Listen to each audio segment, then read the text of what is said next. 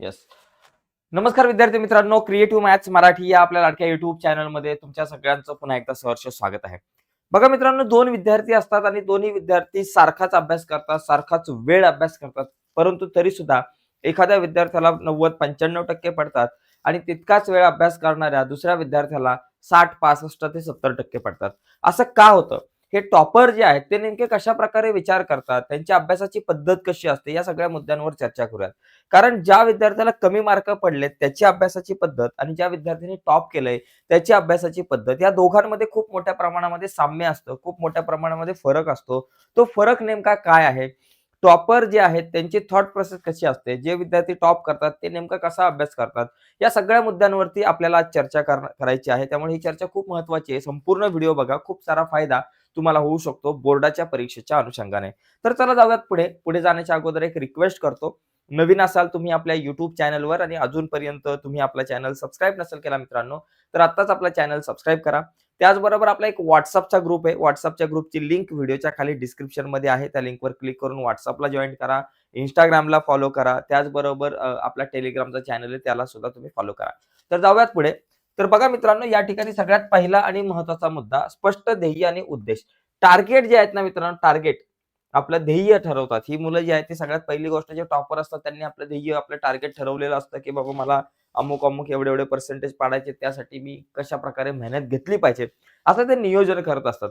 आता याच्यामध्ये आणखी एक महत्त्वाचा मुद्दा आहे, एक लक्ष केंद्रित विचार. म्हणजे काय? टॉपर जे आहेत ते फक्त चांगले मार्क मला मिळावेत यासाठी अभ्यास नाही करत, की बाबा मला भूगोलामध्ये चांगले मार्क मिळाले पाहिजेत, इतिहासामध्ये मला 40 पैकी 40 मिळाले पाहिजेत, गणितामध्ये 40 पैकी 40 मिळाले पाहिजेत. प्रत्येक विषयात पैकीच्या पैकी मार्क मिळालेच पाहिजेत. अशा प्रकारे त्यांचा आग्रह नसतो. तर त्यांचा आग्रह कसा असतो, की बाबा त्यांना त्या विषयाचं सखोल ज्ञान मिळवायचं असतं. यामुळे त्यांची शिकण्याची प्रक्रिया अधिक अर्थपूर्ण बनते. म्हणजे टॉपर्सला नेहमी असं वाटत असतं, की बाबा मी जो अभ्यास करतोय त्याचा माझ्या रेग्युलर आयुष्यामध्ये काय उपयोग होईल? मी काय वाचतोय ते समजून घेण्याचा प्रयत्न करतात. जे ज्ञान पुस्तकामध्ये आहे, ते ज्ञान अर्जित करण्याचा प्रयत्न करत असतात. ते ज्ञान समजून घेण्याचा प्रयत्न करत असतात. ते ज्ञान ग्रहण करायचा प्रयत्न करत असतात. जे काही मला अभ्यासाला आहे ते सगळं समजून घेऊन परिपूर्ण बनण्याचा ते प्रयत्न करतात. किती मार्क मिळतील तो भाग वेगळा. पण जे मला अभ्यासाला आहे तो विषय मी कसा समजून घेऊ शकतो, तो कसा माझ्या जवळचा करू शकतो, हा प्रयत्न त्यांचा असतो. त्याच्यामुळे आपण सुद्धा असा प्रयत्न केला पाहिजे. किती मार्क मिळतील ती गोष्ट वेगळी. पण ज्या संकल्पना, ज्या गोष्टी आपल्याला अभ्यासाला आहेत, त्या नीट समजून घेणं, त्याचा उपयोग माझ्या रेग्युलर आयुष्यात कसा होऊ शकतो, याचा विचार करणं खूप गरजेचं असतं. ठीक आहे. याच्यानंतर पुढचा मुद्दा आहे दीर्घकालीन दृष्टिकोन. म्हणजे ते बोर्डाच्या परीक्षेपुरता विचार न करता हे ज्ञान भविष्यात करिअरमध्ये कसे उपयोगी पडेल याचा विचार करतात. त्यामुळे अभ्यास कंटाळवाणा न वाटता एक गुंतवणूक वाटते. म्हणजे अभ्यास करत असताना मला बोर्डाच्या परीक्षेला याचा कसा उपयोग होईल? बरीच मुलं म्हणजे जी 90% पेक्षा जास्त मुलांचा विषय असा असतो, की याचा उपयोग मला बोर्डाच्या परीक्षेत कसा होईल? हा प्रश्न बोर्डाच्या परीक्षेला येईल का?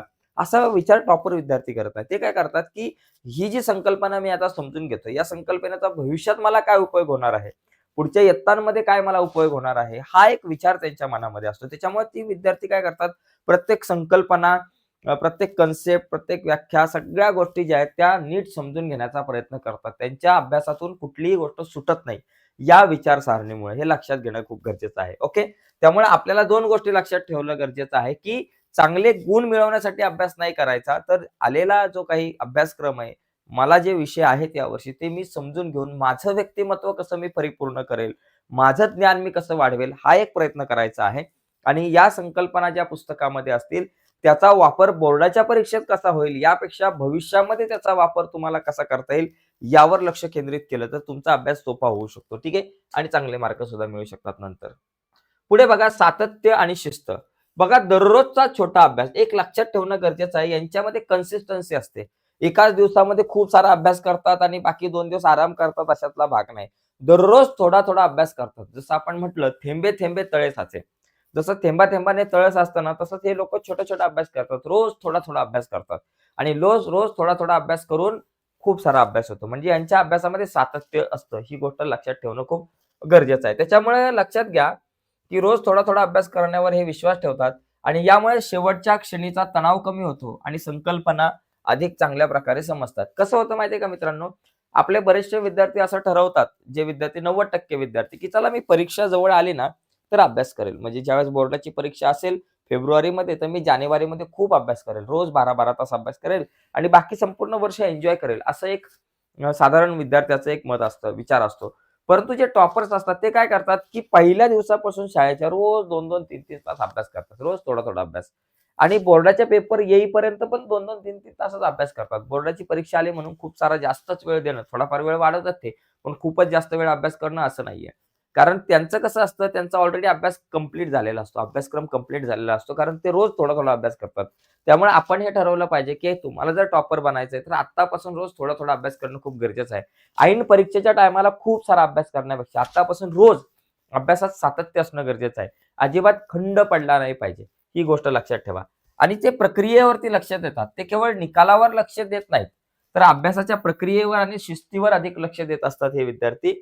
त्यांना माहीत असतं, की योग्य प्रक्रिया चांगला निकाल देते. म्हणजे मला रिझल्टमध्ये मार्क कसे मिळतील ते महत्त्वाचं नाही. माझ्या अभ्यासाची प्रक्रिया खूप महत्त्वाची आहे. मी अभ्यास करत असताना सगळ्या संकल्पना नीट चांगल्या प्रकारे समजून घेईल, व्यवस्थित टाईम टेबल बनवेल, रोज थोडा-थोडा अभ्यास करेल. ही जी प्रक्रिया आहे ना, यावरती ते विश्वास ठेवतात. ज्यावेळेस तुम्ही एखाद्या ठराविक चांगल्या प्रक्रियेने अभ्यास करता, रोज अभ्यास करता व्यवस्थित, रोज चांगल्या प्रकारे पाठांतर करता, संकल्पना समजून घेण्याचा प्रयत्न करता, रोज जर कराल ना, तर निकालाची चिंता करायची तुम्हाला गरज नाहीये. तुम्ही आरामात पास व्हाल. ठीक आहे? ही गोष्ट बघा लक्षात घ्या. तर इथं एक गोष्ट या मुद्द्यावरून लक्षात ठेवायचं सातत्य सगळ्यात महत्त्वाचं आहे. रोज थोडा-थोडा अभ्यास करणं खूप गरजेचं आहे. टॉपर्स एका दिवसामध्ये खूप सारा अभ्यास करत नाहीत, तर रोज थोडा-थोडा अभ्यास करतात. बाकी काहीच नाहीये. तुम्ही सुद्धा तसंच करायचं. पुढचा बघा सखोल विश्लेषण आणि चुकांमधून शिकणे. बघा कसे आणि का? ते ज्यावेळेस वाचतात एखाद्या प्रश्नाचं उत्तर पाठ करत असताना नुसती घोकंपट्टी करत नाहीत. टॉपर जे असतात ते नुसती घोकंपट्टी करत नाही, तर प्रत्येक संकल्पना समजून घेण्याचा प्रयत्न करतात, की बाबा या प्रश्नाचं उत्तर हे असंच का? हा तिसरा मुद्दा असाच का? आणि हे कसं आलं? हे सगळे मुद्दे समजून घेण्याचा प्रयत्न करतात. म्हणजे सगळ्या संकल्पना ज्या असतील ना, त्या समजून घेऊन पुढे जाण्याचा प्रयत्न करतात. नुसतं पाठ नाही करत, घोकंपट्टी करत नाही हे लक्षात घ्या. ओके. पुढचं बघा चुकांना संधी मानणे. आता टॉपर्स काय करतात, त्यांच्या ज्या काही मॉक टेस्ट असतात किंवा शाळेतल्या परीक्षा असतात, त्या झाल्यानंतर किंवा स्वतः काही प्रश्नपत्रिका सोडवल्यानंतर त्यांच्याकडून चुका होतात. तर हे टॉपर्स काय करतात, जितक्या चुका झाल्या त्या सगळ्या नीट समजून घेतात, की माझ्या काय चुका झाल्यात या पेपरमध्ये. तर माझ्या बाबा ह्या 5 चुका झाल्या होत्या पहिल्या पेपरमध्ये, तर ह्या 5 चुका पुढच्या वेळेस मी टाळल्या पाहिजेत. म्हणजे ही लोकं चुकांमधून शिकण्याचा प्रयत्न करतात आणि जे टॉपर्स नसतात, जे एव्हरेज असतात, ते वारंवार त्याच-त्याच चुका करतात. शाळेतील शिक्षक पण सांगतात विद्यार्थ्यांना, की "बाबा ही तुझी चूक वारंवार होते, हे करू नको." तरी सुद्धा पुन्हा ते विद्यार्थी तीच चूक करतात. टॉपर असं नाही बनत. तर तुम्ही ज्या चुका सुरुवातीला करताय, त्या चुका दुरुस्त करून, त्यातून शिकून पुढे जाणं आणि पुन्हा त्या चुकांचं रिपिटेशन न करणं हे खूप महत्त्वाचं असतं, जे टॉपर करतात. ओके. त्याच-त्याच चुका पुन्हा करत नाही. त्या चुकांमधून संधी शोधण्याचा प्रयत्न करतात. पुढचा चौथा मुद्दा आहे बघा, नियोजनबद्ध कार्यप्रणाली असते म्हणजे सिस्टमॅटिक अप्रोच आणि स्ट्रॅटेजी असते त्यांच्या अभ्यासामध्ये. ते कसं बघा, सराव आणि पुनरावृत्ती म्हणजे याच्यामध्ये ते रेग्युलरली सराव करतात. सराव आणि पुनरावृत्ती म्हणजे उजळणी, रिव्हिजन.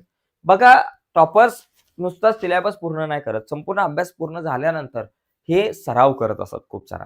आणि त्या सरावापेक्षा सगळ्यात महत्त्वाची गोष्ट त्यांच्याकडे रेग्युलर रिव्हिजन असते. म्हणजे नुसतंच पाठांतर करत नाही. लक्षात घ्या तुम्हाला पण एक गोष्ट सांगतो. एखादा विद्यार्थी जर का त्याने ठरवलं, की रोज अभ्यास करायचा. 1 तारखेला त्याने अभ्यास सुरू केला आणि रोज वेगवेगळाच अभ्यास करतोय. रिव्हिजन करत नाही. संपूर्ण महिनाभर जर त्याने अभ्यास केला, तर महिन्याच्या शेवटी जवळपास तो 90% अभ्यासक्रम विसरलेला असेल. 90% गोष्टी विसरला असेल. कारण त्याने टप्प्याटप्प्याने उजळणी नाही केली. तर टॉपर्स काय करतात, की उजळणी करतात, रिव्हिजन करतात. सराव तर महत्वाचा आहे, पण रिव्हिजन सुद्धा टॉपर करत असतात आणि आपल्यासाठी सुद्धा रिव्हिजन ही खूप महत्वाची असते. ओके. त्यामुळं एक लक्षात घ्या रिव्हिजन करा. रिव्हिजन नाही केली तर तुम्ही जो अभ्यास काल केलाय तो आज विसराल. त्यामुळे लक्षात घ्यायचं काल जो मी अभ्यास केलेला आहे त्याची आज दिवसाच्या सुरुवातीला तासभर मी रिव्हिजन करणार. तासभर उजळणी करणार. ओके. आणि आज दिवसभर उजळणी झाल्यानंतर दिवसभर अभ्यास करा आणि तो अभ्यास झाल्यानंतर दुसऱ्या दिवशी सकाळी मी रिव्हिजन करणार. रोज रिवाईज करायचा आहे. रिवाईज केल्यामुळं, रिव्हिजन केल्यामुळं, उजळणी केल्यामुळं आपण केलेला अभ्यास तो आपल्या दीर्घकालीन लक्षात राहतो. आणि आठवड्याच्या शेवटचा वार जो रविवार आहे त्या वारी आठवड्याभरामध्ये जो काही अभ्यास केलाय त्या सगळ्याची रिव्हिजन करणं खूप गरजेचं आहे, जे टॉपर्स करतात. पुढे बघा, लवचिक असतंय. लवचिक नियोजन म्हणजे त्यांचं वेळापत्रक कठोर नसतं एकदम. ते गरजेनुसार त्यांच्या वेळापत्रकामध्ये बदल करतात. समजा पहिल्या, दुसऱ्या, तिसऱ्या महिन्यासाठी त्यांनी एक वेळापत्रक बनवलं. चौथ्या महिन्यात त्यांच्या लक्षात आलं, की बाबा माझा अमुक-अमुक विषयाचा अभ्यास खूप चांगला झालाय. तर त्याला आता वेळ कमी दिला पाहिजे पुढच्या महिन्यातल्या वेळापत्रकामध्ये आणि एखाद्या विषयाचा अभ्यास खूप मागे असेल, तर त्याला पुढच्या महिन्यामध्ये जे काही मी टाईम टेबल बनवेल त्याच्यामध्ये जास्त वेळ दिला पाहिजे. म्हणजे अशा प्रकारे त्यांचं एक वेळापत्रक फिक्स नसतं. ठराविक महिन्यानंतर ते वेळापत्रकामध्ये बदल करतात. त्यांचा किती अभ्यास झालाय आणि किती बाकी आहे त्या अनुषंगाने. आपण काय करतो एखाद्या एकतर वेळापत्रक बनवत नाही काही विद्यार्थी आणि वेळापत्रक बनवलं की तेच वेळापत्रक फॉलो करतो. त्याच्यामध्ये कुठल्याही प्रकारचे बदलत्या काळानुसार आपण करत नाही. ती चूक होते. ठीक आहे. पुढचा मुद्दा बघा लक्षात घ्या. याच्यामध्ये आणखी एक गोष्ट लक्षात घेणं गरजेचं आहे, की शेवटचा पॉइंट. आत्मविश्वास आणि सकारात्मकता असते त्याच्याकडे. आत्मविश्वास असतोय, कॉन्फिडन्स असतोय आणि पॉझिटिव्ह ॲटिट्यूड असणं खूप गरजेचं आहे परीक्षेच्या अनुषंगाने. बघा लक्षात घ्या, एकतर आत्मसंवाद, स्वतःशी संवाद ते कसा करतात? टॉपर स्वतःशी नेहमी सकारात्मक बोलतात. मी हे करू शकेल किंवा माझा अभ्यास चांगला झाला आहे, असं विधान ते वारंवार म्हणत असतात. माझा अभ्यास चांगला झाला आहे, मी प्रयत्न करेल. पण जे विद्यार्थी बाबा एव्हरेजमध्ये असतात त्यांचं नेहमी तेच असतं. माझा अभ्यास होईल का? मला परीक्षेत चांगले मार्क मिळतील का? आता मी काय करू? अशा प्रकारचे प्रश्न निगेटिव्ह दृष्टिकोन दाखवतात. पण आपल्याला पॉझिटिव्ह दृष्टिकोन ठेवायचा आहे, की बाबा आत्तापर्यंत माझा अभ्यास झाला नव्हता, पण इथून पुढे मी चांगला अभ्यास करेल आणि मला चांगले मार्क मिळतील. मी माझा सर्वोत्तम प्रयत्न करेल. अशा प्रकारे पॉझिटिव्ह ॲटिट्यूड ठेवणं खूप गरजेचं असतं. जे टॉपर्स ठेवतात पॉझिटिव्ह ॲटिट्यूड. आणि त्याच्यानंतर बघा परिपूर्णतेचा दबाव नाही, की बाबा ते परिपूर्ण असण्याचा दबाव घेत नाही, की बाबा किंवा ते त्यांच्या क्षमतेनुसार उत्तम प्रयत्न करण्यावर विश्वास ठेवतात आणि त्यामुळे त्यांचा तणाव कमी होतो.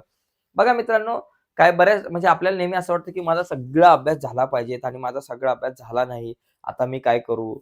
माझ्या अमुक-अमुक गोष्टी राहिलेल्या आहेत. असं एक दडपण असतं. पण हे लोकं दडपण कुठल्याही प्रकारचं मनावर ठेवत नाही किंवा परिपूर्णतेचं दडपण ठेवत नाही, की बाबा मला एखाद्या विषयामध्ये 1-2 मार्क कमी पडले तरी त्याचा दबाव या विद्यार्थ्यांवरती नसतो. ते नेहमी पॉझिटिव्ह विचार करत असतात आणि पुढे येणाऱ्या काळामध्ये मला कशाप्रकारे जास्त मार्क मिळतील याचा प्रयत्न करतात. तणावविरहित हे आयुष्य जगत असतात. तणाव, टेन्शन, कुठल्याही प्रकारचं डिप्रेशन घेत नाही.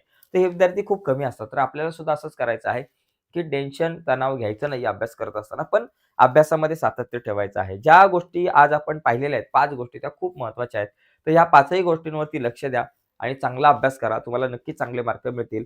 चांगले मार्क मिळण्यासाठी प्रश्नपत्रिकांचा सराव खूप महत्त्वाचा असतो आणि इम्पोर्टंट नोट्स आपल्या हातामध्ये असणं गरजेचं असतं. जर तुम्हाला जुन्या प्रश्नपत्रिकांच्या पीडीएफ फाईल हव्या असतील सगळ्या विषयांच्या, सगळ्या वर्षांच्या, तर या व्हिडिओच्या खाली डिस्क्रिप्शनमध्ये मी लिंक दिले. त्या लिंकवर क्लिक करून सगळ्या जुन्या प्रश्नपत्रिका तुम्ही डाउनलोड करू शकताय. त्याचबरोबर तुम्हाला इम्पोर्टंट नोट्स हव्या असतील, तर नोट्सची लिंक सुद्धा व्हिडिओच्या खाली डिस्क्रिप्शनमध्ये आहे. त्या लिंकवर क्लिक करून तुम्ही सगळ्या नोट्स सुद्धा डाउनलोड करू शकताय. तर आजच्या या चर्चेमध्ये इथेच थांबूयात मित्रांनो. बाय सर्वांना. धन्यवाद.